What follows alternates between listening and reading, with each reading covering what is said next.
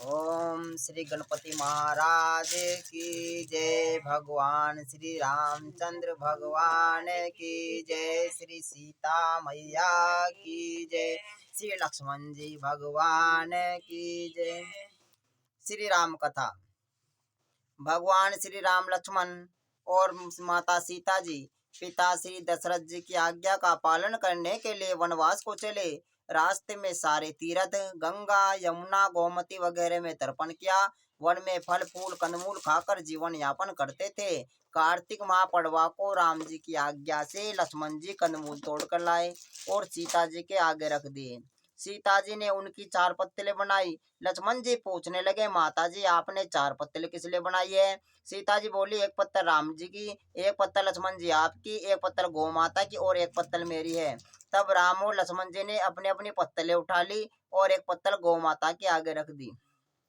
सीता जी ने अपनी पत्तल नहीं उठाई और नहीं गौ माता ने। राम जी ने सीता जी से पूछा, आपने फलिहार क्यों नहीं किया? तब सीता जी ने कहा, मेरा राम कथा कहने का नियम है, राम कथा कहने से पहले फलिहार नहीं करूंगी। तब राम जी ने कहा, तो राम कथा मुझे ही सुनाइए। सीता जी बोली, आप तो हमारे पति देव हो, आपको राम कथा कैसे सुनाऊं? तब लक्ष्मण जी बोले, तो माता जी आप राम कथा मुझे ही सुनाइए। सीता जी बोली, आप तो शादीशुदा देवर हो, औरतें की बातें तो औरतें ही जाने। तब लक्ष्मण जी मन में विचार करने लगे, वन में औरतें कहाँ से आएगी? तब लक्ष्मण जी ने धरती पर माया नगरी बसा दी। उस नगरी में सभी चीजें महल मालिया बर्तन कापड़ा काम करने की सभी चीजें सोने की थी। उस नगरी का नाम सोने की नगरी रख दिया। उस नगरी में आदमी औरत दोनों को अपने पर काफी अहंकार था। कोई गरीब नहीं था। राजा से लेकर भंगी तक सभी अहंकार में पागल थे। सीता जी कुएं पर गई, वहां पनिहारी ना पानी भरने आई। उनका झालर मटका इडनी तीनों सोने की थी। सीता जी कुएं पर बैठी औरतों से राम राम बोली, परंतु अहंकार वश किसी ने इसका जवाब नहीं दिया, क्योंकि वे सभी अहंकार में भरी थी। थोड़ी देर बाद एक डावडी आई। सीता जी ने उससे भी राम राम किया और बोली, आप हमारी राम कथा सुन लो। डावडी बोली, मैं आपकी राम कथा नहीं सुनती, मैं तो अपने घर को जा रही हूँ। मेरी माँ मुझको बुला रही है। सीता जी बोली, मेरे राम लक्ष्मण भूखे हैं। बोली, कौन से राम लक्ष्मण, मैं तो अपने घर को जा रही हूँ, मेरी माँ मुझे बुला रही है। इतना कहकर अपने घर को चल पड़ी। इस बात के कारण सीता जी को गुस्सा आया। उस गुस्से के कारण जो सोने की नगरी थी सोने से पीतल की हो गई। घर गई माँ ने पूछा, जय और मटका इडली सब खोटा कहाँ से कर लाई? बोली, मुझे पता नहीं, जो पहन कर गई थी वही पहन कर आई हूँ। पर कुएं पर बैठी सुंदर तपस्विनी उसने मुझसे कहा, मेरी राम कथा सुनो। मैंने मना कर दिया। शायद उसने कुछ टोटका क्या हो तो मुझे मालूम नहीं।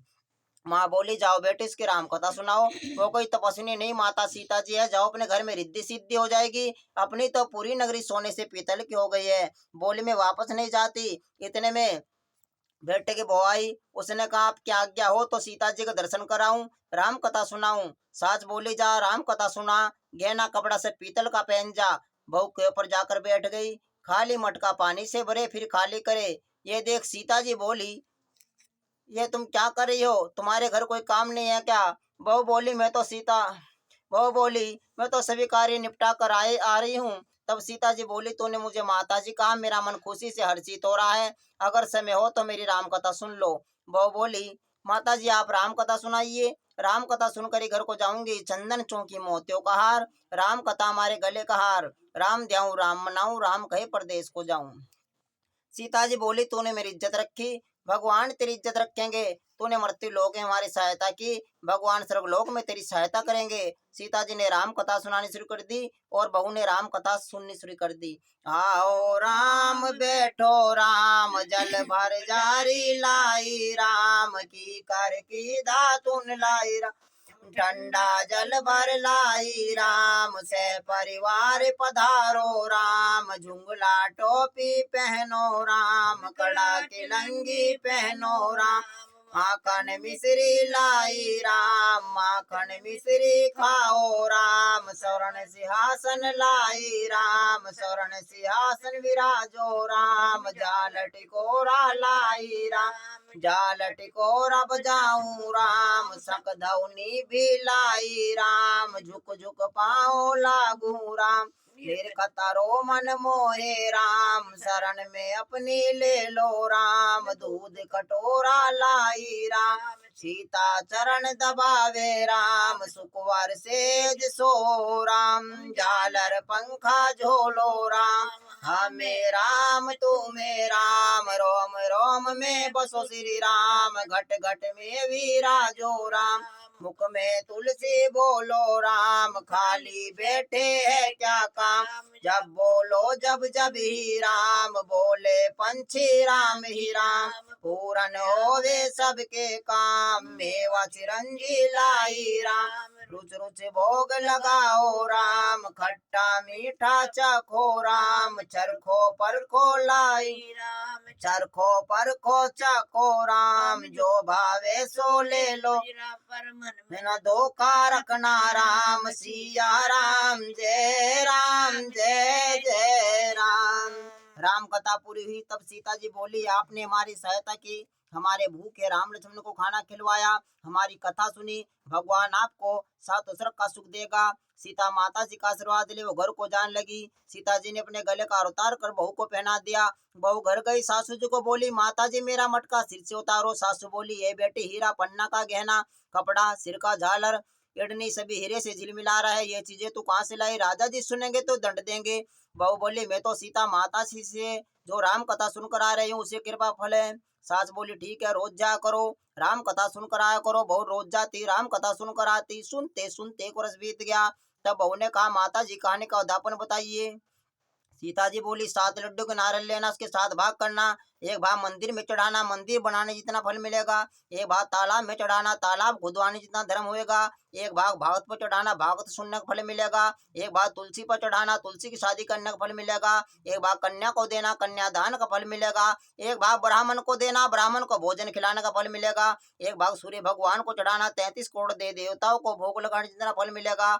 बहुत जल्दी जल्दी घर गई, 7 लड्डू के एक नारियल लाई, उसके 7 भाग किए, एक भाग मंदिर में, एक तालाब में, एक भागवत में, एक तुलसी में, एक कन्या को, एक ब्राह्मण को, एक सूर्य भगवान को चढ़ाया। सूर्य भगवान को चढ़ा देने से 33 करोड़ देवताओं ने भोग लगा लिया।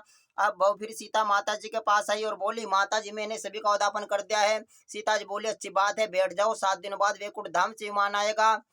7 दिनों बाद वैकुंठ धाम से विमान आया।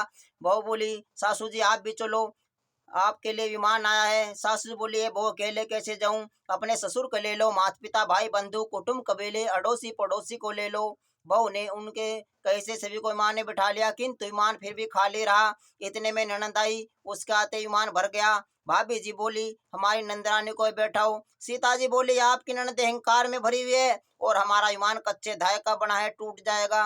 ननद बोली, भाभी जी मैं यहाँ पर अकेले रहूंगा तो मुझे सांप बिच्छू खा जाएंगे। भाभी बोली, आप ही करनी आप भोगो, अपनी करनी से हम माता सीता जी के साथ जा रहे हैं। इतने में बहू अपने पति देव के साथ विमान में विराजमान हो गई। यह देख नगर के सभी लोग इकट्ठा हो गए और पूछने के लगे, बहू तूने ऐसा कौन सा धर्म के कार्य क्या है जो सीता जी के साथ विमान में बैठकर वैकुंठ धाम को जा रही हो? रामायण का पाठ किया, गीता जी का पाठ किया, या कोई अखंड पुण्य क्या है जो सर्वलोक से तुम्हें विमान लेने के लिए आया है? बहू बोली, मैंने तो सीता माता जी से राम कथा सुनी, उसका उद्यापन किया। नगरी के सभी लोग बहू से बोले, बहू हमें भी राम कथा सुनाओ। बहू ने सभी को राम कथा सुनाई। कथा संपूर्ण होती पूरी नगरी फिर से सोने की हो गई। बहू बोली, जो कोई राम कथा की 108 पुस्तकें बांटेगा उसको भी उतना ही पुण्य फल प्राप्त होगा जितना कि मुझको प्राप्त हुआ है। सभी नगरवासियों ने भगवान राम माता सीता जी की जय जयकार की। सीता माता जी ने सभी को विमान में बैठा लिया। विमान स्वर्ग के रास्ते चल पड़ा। स्वर्ग के 7 द्वार अपने आप खुल गए। प्रथम द्वार पर श्री नाग देवता जी सामने आए। 7 द्वार पार करने के बाद विमान स्वर्ग से नीचे उतरा। 33 करोड़ देवता बहू से पूछने लगे, तूने ऐसा कौन सा पुण्य कर्म किया जिससे कि स्वर्ग के 7 द्वार पार कर हमारे पास आई हो? वो बोले, मैंने तो सीता माता जी से राम कथा सुनी, उसका उद्यापन किया। 33 करोड़ देवता बहू से बोले, वो हमें भी राम कथा सुनाओ। बहू ने सभी को राम कथा सुनाई। बहू ने कहा, राम ध्याऊं राम मनाऊं, राम कहे तो परदेश को जाऊं। सभी ने भगवान राम माता सीता जी की जय जयकार की। ओम जय रघुवर सिया भरत शत्रुघ्न जय लक्ष्मण जय जय हनुमान जय लक्ष्मण जय जय हनुमान।